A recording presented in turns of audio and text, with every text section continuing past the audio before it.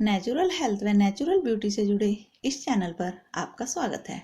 आज हम आपसे सब्जा के बीज के बारे में बातें करना चाहते हैं। सब्जा के बीज जो कि गर्मियों में प्रयोग होते हैं लेकिन अभी भी आए हुए हैं। अब सर्दी धीरे धीरे कम होने लगी है और सब्जा के जो बीज हैं वह पकने लगे हैं। देखिए, यह जो हम आपको पेड़ दिखा रहे हैं, यह बारिश और बहुत सारी इस पर बालियां आई हैं। इनके वजन से यह एक साइड को झुककर नीचे गिर गया है।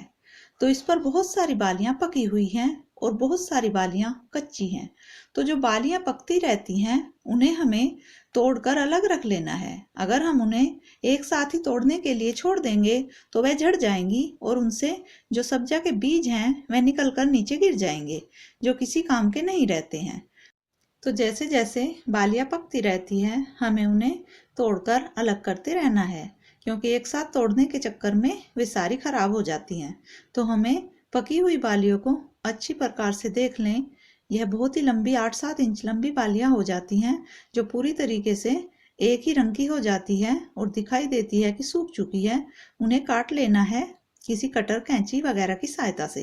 तो यह सभी हम धीरे धीरे इकट्ठा करते जाएंगे और जब सारी इकट्ठी हो जाएंगी तब इनसे हम सब्जा के बीज निकालेंगे, जो कि गर्मी की बहुत सारी रेसिपी में काम आती हैं। तो इस पर साल भर लगातार ही आती रहती हैं बालियां। तो प्रयोग तो इसे गर्मी में करते हैं, लेकिन सर्दी के मौसम में भी जो बालियां पकती रहती है हम उन्हें इकट्ठा कर लेते हैं, क्योंकि इसका प्रयोग ठंडी होती है, इसकी तासीर गर्मी में ही इसका प्रयोग किया जाता है। तो सर्दी में भी बालियां आती है और गर्मी में भी। तो जब भी सूखती रहती हैं हम इन्हें इकट्ठा करते रहते हैं और एक बार ही इकट्ठा होने के बाद सारी बालियों से हम इनके बीज निकालेंगे। देखिए, अभी इसके जो पत्ते हैं वह भी पीले हो चुके हैं सर्दी के कारण। तो धीरे धीरे सारी बालियां जब पक जाएंगी और नए इस पर पत्ते आएंगे तो ही पेड़ ये अच्छे से हरा भरा हो जाएगा और तब इस पर नई बालियां आएंगी। अभी वजन में यह नीचे गिर चुका है। तो बहुत ही आसान विधि से हम आपको बताएंगे कि कैसे सब्जा के बीज निकालने हैं और जिन्हें बहुत जगहों पर हम गर्मी में प्रयोग कर सकते हैं। यह बहुत ही काम की औषधि है और इसके पत्ते, इसके बीज सभी गर्मी में ठंडा होता है इसकी तासीर। तो बहुत ही काम की औषधि है यह। इसकी चटनी भी बनती है और बहुत सारी जगहों पर इसके बीजों का प्रयोग करके पेट को शीतलता पहुंचाने के लिए हम बहुत सी रेसिपी में उसे डालते हैं।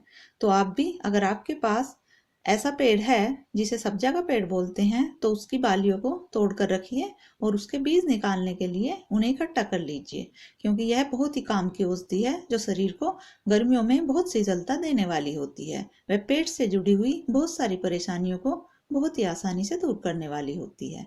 हम इस चैनल पर आपको नेचुरल हेल्थ व नेचुरल ब्यूटी से जुड़ी ढेरों बातें बताते हैं। तो अगर आपको भी जानना समझना पसंद है तो हमारे चैनल को लाइक कीजिए, सब्सक्राइब कीजिए और हमसे जुड़े रहिए, ताकि हम आपको रोजमर्रा के जीवन की छोटी छोटी ऐसी बातें आपसे साझा करते रहें जो बहुत ही काम की होती हैं। देखने के लिए धन्यवाद।